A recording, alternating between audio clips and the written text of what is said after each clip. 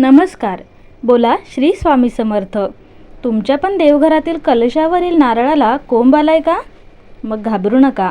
आज आपण बघणार आहोत कोंब आलेला नारळ शुभ आहे की अशुभ आणि त्याचे काय करावे. व्हिडिओ शेवटपर्यंत बघा, कारण शेवटी मी एक महत्त्वाची चूक सांगणार आहे जी 90% लोक करतात.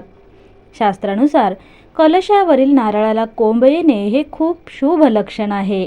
याचा अर्थ घरात नवीन ऊर्जा, सुख आणि समृद्धी येणार आहे, कारण नारळ आता सजीव झाला आहे. आता पाहूयात याचे नक्की काय करावे.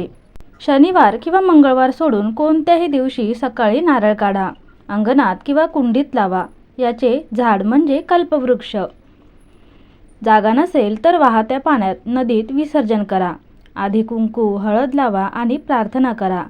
जर नारळ खराब नसेल तर आतले खोबरे गायींना खायला द्या, पण स्वतः खाऊ नका.